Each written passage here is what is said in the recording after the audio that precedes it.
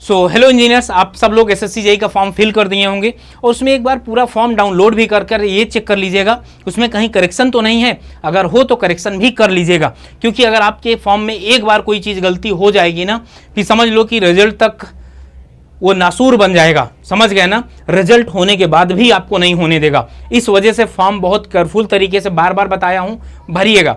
अब बात कर लेते हैं कुछ पढ़ाई की।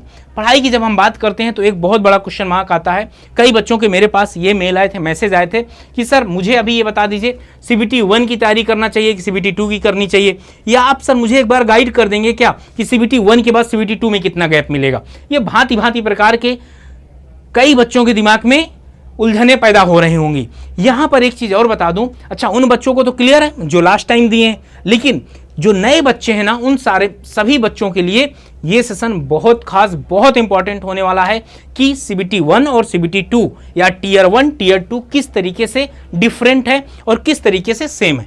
ठीक है ना। तो अगर आप चैनल के अंदर नए हैं तो चैनल को सब्सक्राइब जरूर कर दीजिएगा, सेशन को लाइक कर दीजिएगा। पहले मैं बता दूं कि एसएससी जेईई 2024 में ये जितने भी बच्चे हैं ये सब क्या हैं, ये सब सिलेक्शन पाए हैं 2024 में। अब बारी है आप सब लोगों की, अब बारी है क्या आप सब लोगों की। चलो यहाँ पर कुछ बातें कर लेते हैं। टीयर 1 टीयर 2 ये आपके दोनों ऑब्जेक्टिव ही होते हैं, ऑब्जेक्टिव ए ऑब्जेक्टिव ए, ये दोनों ऑब्जेक्टिव होते हैं। टोटल मार्क्स की अगर बात किया जाए 200 मार्क्स 300 मार्क्स। 200 मार्क्स आपका क्या होगा, CBT 1 का होगा। 300 मार्क्स आपका क्या होगा, CBT 2 का होगा। यहाँ पर अगर सब्जेक्ट की बात करता हूँ तो यहाँ पर आपकी रीजनिंग 50 मार्क्स की आएगी, जनरल अवेयरनेस 50 मार्क्स का आएगा और जनरल इंजीनियरिंग कितने का आएगा, 100 मार्क्स का। और जो पेपर 2 होगा यहाँ पर आपका केवल और केवल इंजीनियरिंग आने वाली है। 100 क्वेश्चन आएगा, कितना 100 क्वेश्चन आएगा, आगे बता देंगे। आगे यहाँ पर एग्जाम जो ड्यूरेशन है ना, यहाँ पर एग्जाम ड्यूरेशन आपका 2 घंटे है, यहाँ पर 2 घंटे है। कोई बात नहीं सर, यहाँ पर निगेटिव मार्किंग पहली बार देखें कि 0.25 है, यहाँ पर 1/3 है। यहाँ पर एक क्वेश्चन 1 नंबर का है, यहाँ पर एक क्वेश्चन 3 मार्क्स का है। ओके, यहाँ तक समझ में आ गई बात। ये टीयर 1 टीयर 2। अभी तक आपको क्या सेम लगा, अभी तक आपको ये पोर्शन सेम लगा, ये पोर्शन।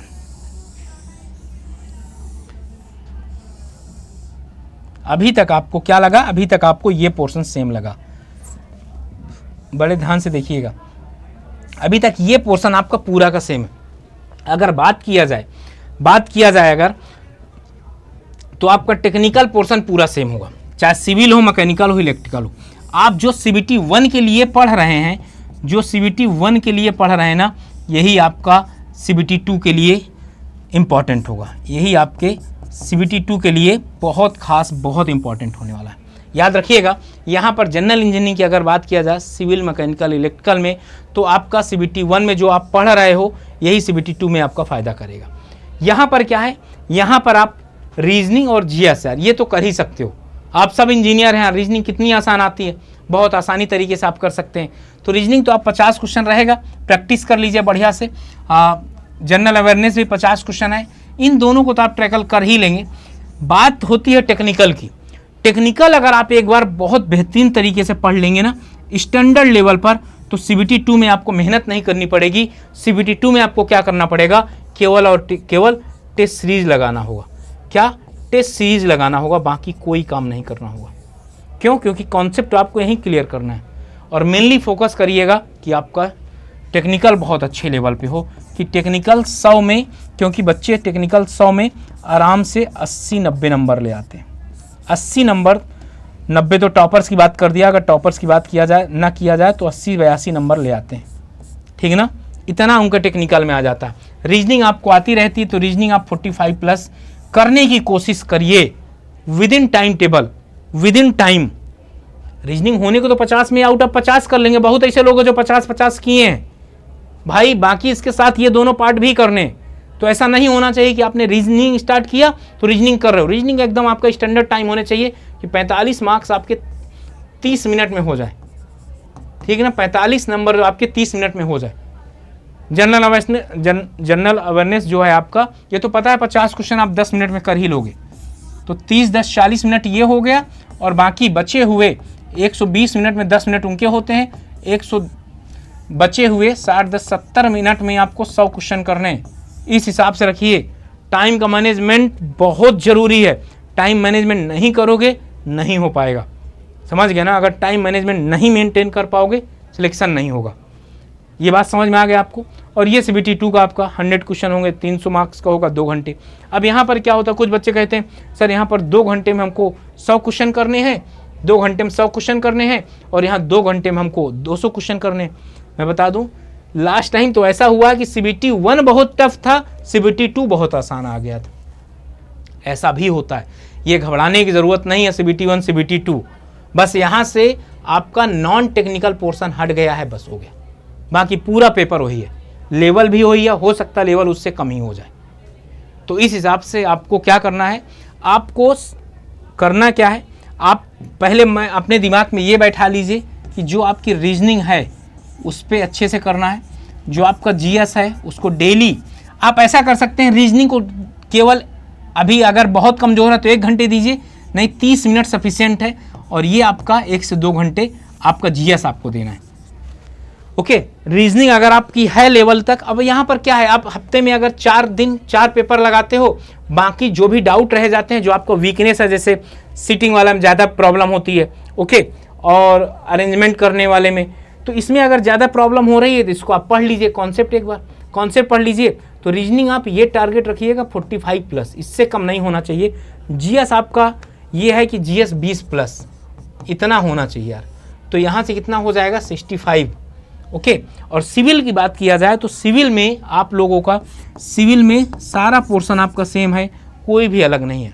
सारा पोर्शन आपका सेम है, कोई अलग नहीं कि आपको अलग से पढ़ना है। सिविल में टारगेट करिए कि 70 to 80 कटने पिटने के बाद इतना सही हो, तो तब जाके आप यहाँ 7 6 12 13 135+ बनेंगे।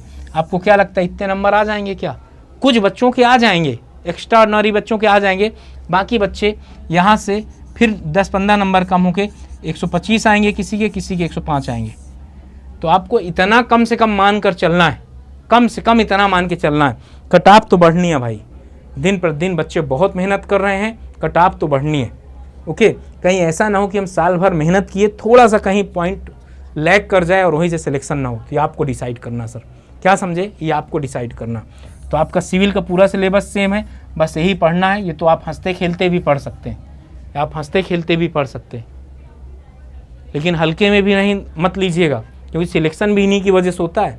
क्योंकि CBT 1 के मार्क्स जुड़ते हैं, CBT 1 के मार्क्स जुड़ते हैं, और सिलेक्शन भी इन्हीं की वजह से होता है। ये भी बता दूँ, कोई बच्चा चाहे जितना 30 मार्क हो, उसको लगे केवल सिविल पढ़ के सिलेक्शन हो जाएगा, तो नहीं होगा। इनके बिना नहीं हो पाएगा। इनको बहुत सीरियसली लीजिए, ये तो सीरियस ही है पहले से। तो ये रहा आपका, सब कुछ बता दिया हूँ कि दोनों में क्या डिफरेंसेस हैं। कोई डिफरेंट नहीं है, बस आपको केवल ये 2 सब्जेक्ट एक्स्ट्रा पढ़ने, बाकी सब कुछ सेम है, बाकी सब कुछ सेम है आपका।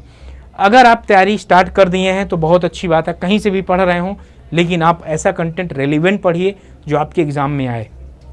ऐसा कंटेंट आप पढ़िए जो आपके एग्ज़ाम में आए। अगर बात किया जाए तो ये जो एक बैच है, सिलेक्शन बैच, जो 25 जुलाई से आ रहा है, इसमें अगर आप इनरोल कर लेंगे ना तो बहुत अच्छा होगा। अगर इसमें इनरोल कर लेंगे तो बहुत अच्छा हो जाएगा, ठीक।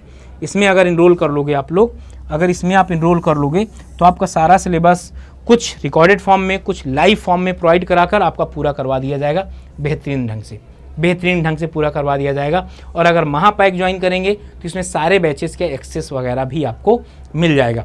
मैक्सिमम डिस्काउंट के लिए आप Y579 कूपन कोड यूज कर सकते हैं।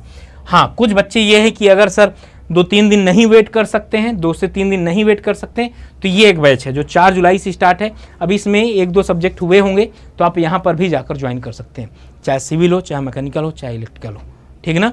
चाहे सिविल हो, चाहे मैकेनिकल हो, चाहे इलेक्ट्रिकल हो, जाकर ज्वाइन कर सकते हैं, मर्जी आपकी। बाकी आपको मैं बता दूं, अगर किसी तरीके का आपको सजेशन चाहिए तो ये टेलीग्राम लिंक है, आप यहाँ पर ज्वाइन कर सकते हैं कि सर कैसे क्या ज्वाइन करना, किस तरीके से पढ़ाई करना है, तो आप ज्वाइन कर सकते हैं यहाँ पर जाकर। और इसी के साथ मैं अलविदा चाहूँगा, फिर मिलता हूँ आपसे। और याद रखिएगा, डेली शाम के 6 बजे यूट्यूब पर मेरी फ्री ऑफ कॉस्ट क्लास होती है, वहाँ पर ज़रूर सीखिए। कॉन्सेप्ट सीखना है आपको तो, ठीक ना। बाकी मिलते हैं, अपना ध्यान रखो, पढ़ाई करते रहो। Okay, bye bye and thank you.